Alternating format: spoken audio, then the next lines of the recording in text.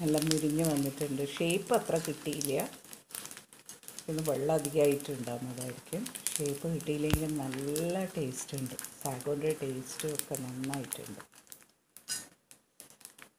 ഇതെങ്ങനെയാണ് ഉണ്ടാക്കുകയെന്ന് നമുക്ക് നോക്കാം. നമസ്കാരം. ഇന്ന് 1 കപ്പ് സാഗോ റൈസുണ്ട്, സാബുനരി പറയും, സാഗോ റൈസുണ്ട്. സാഗോ പപ്പടം ഉണ്ടാക്കി നോക്കാം. നല്ല വെയിലുള്ള സമയങ്ങളിൽ ഇതൊക്കെ ഉണക്കിയെടുത്ത് കഴിഞ്ഞാൽ നമുക്ക് എടുത്ത് സൂക്ഷിക്കാൻ പറ്റിയ ആവശ്യമില്ല, ഇപ്പോൾ വറുത്തെടുത്ത് ഉപയോഗിക്കാമല്ലോ. അതുകൊണ്ട് 1 കപ്പ് കൊണ്ടാണ് ഉണ്ടാക്കി നോക്കുന്നത്. ആദ്യം സാഗോ വെള്ളം ഒഴിച്ചിട്ട് കുതിരാൻ വയ്ക്കുക. ഒരു 6 മണിക്കൂറെങ്കിലും കുതിരാൻ വയ്ക്കുക. സാഗോ ഒരു 6 മണിക്കൂർ കുതിർന്നതിന് ശേഷം നല്ല സോഫ്റ്റ് ആയിട്ടുണ്ട്. ഇനി ഇത് കഴുകി വൃത്തിയാക്കി അരിച്ചെടുക്കുക. കുറച്ച് നല്ലോണം വെള്ളം ഒഴിച്ച് കഴുകിയിട്ട് അരിച്ചെടുക്കുക. അതിന് ശേഷം ഒരു 5 കപ്പ് വെള്ളം എടുക്കുക. ഈ കപ്പിന് 5 കപ്പ് വെള്ളം എടുത്ത് തിളപ്പിക്കുക. 5 കപ്പ് വെള്ളം എടുത്ത് തിളപ്പിച്ചിട്ട് നമ്മൾ കുതിർന്ന സാഗോ അതിലേക്ക് ഇട്ടിട്ട് പിന്നെ നന്നായിട്ട് തിളപ്പിച്ചെടുക്കുക. 5 വെള്ളത്തിലേക്ക്, തിളച്ചുകൊണ്ടിരിക്കുന്ന വെള്ളത്തിലേക്ക് സാഗോ ഇടുക.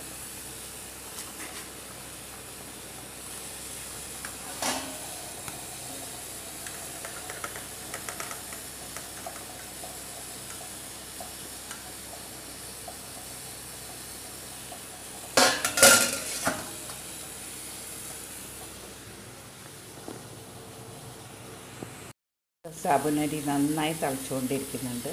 തിളച്ചിട്ട് ഇത് നന്നായിട്ട് ട്രാൻസ്പെറൻ്റ് ആവും വേണം, കുറച്ചും കൂടി തിക്കായിരിക്കണം.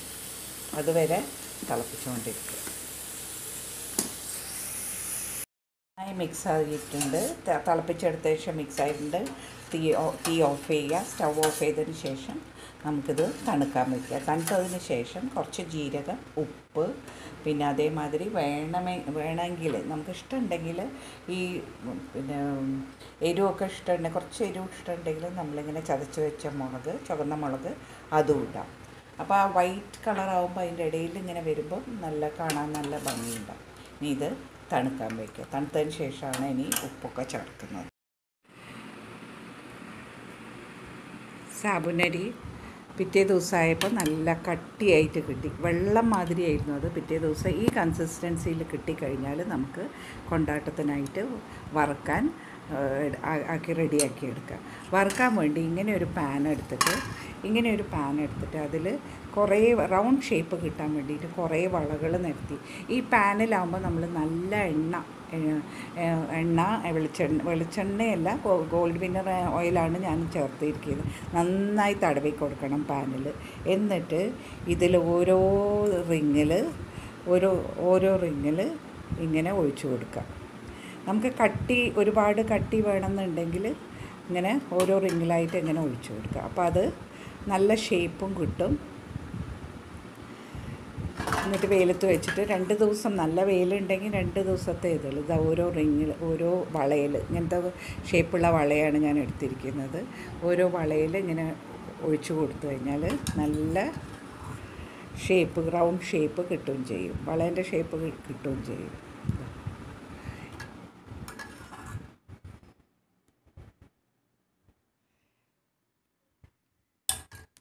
ചെയ്തിട്ടുണ്ട്.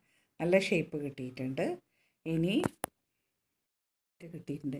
ഈ വളമെല്ലാം പതുക്കെ നമ്മൾ എടുത്തു കഴിഞ്ഞാൽ അത് അവിടെ തന്നെ നിൽക്കും. അങ്ങനത്തെ ഒരു തിക്കായതുകൊണ്ടേ എടുക്കുന്നിട്ട് നമുക്ക് വീണ്ടും വേറെ പാനിൽ ആ വളയെണ്ണ ഉപയോഗിച്ചിട്ട് ഉണ്ടാക്കാൻ പറ്റും. ആ വളയെണ്ണ വെച്ചിട്ട് നമുക്ക് നന്നായിട്ട് ഈ മാവ് ഒഴിച്ച് എല്ലാം ഇതേമാതിരി ഷേപ്പിൽ ആക്കിയെടുക്കാം. ഇത് ഞാൻ വേറെ ഒരു അങ്ങനെ അതേ വള വെച്ചിട്ട് ഉണ്ടാക്കിയതാണ്. ഇത് എന്നിട്ട് വെയിലത്ത് കൊണ്ടുപോയിട്ട്, കുറച്ച് പരന്ന് പോയാലും സാരമില്ല, കാരണം അത് സ്പ്രെഡ് ആയാലും സാരമില്ല.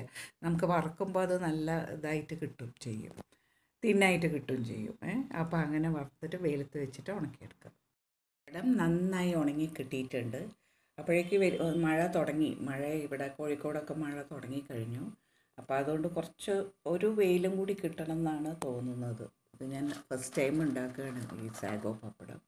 പക്ഷേ എന്നാലും വലിയ ഷേപ്പില്ലെങ്കിലും കൂടി നമുക്ക് ഫ്രൈ ചെയ്യാൻ പറ്റും എന്നാണ് തോന്നുന്നത്.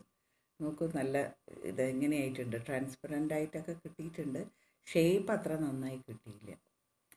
എന്നാലും നമുക്ക് ഫ്രൈ ചെയ്യുമ്പോൾ അതിൻ്റെതായ ടേസ്റ്റൊക്കെ ഉണ്ട്. പപ്പടത്തിൻ്റെ അതേ ടേസ്റ്റ് ഉണ്ട്.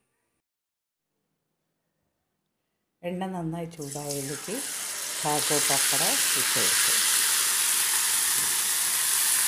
നല്ല മുരിഞ്ഞ് വരുന്നുണ്ട് സാഗോ.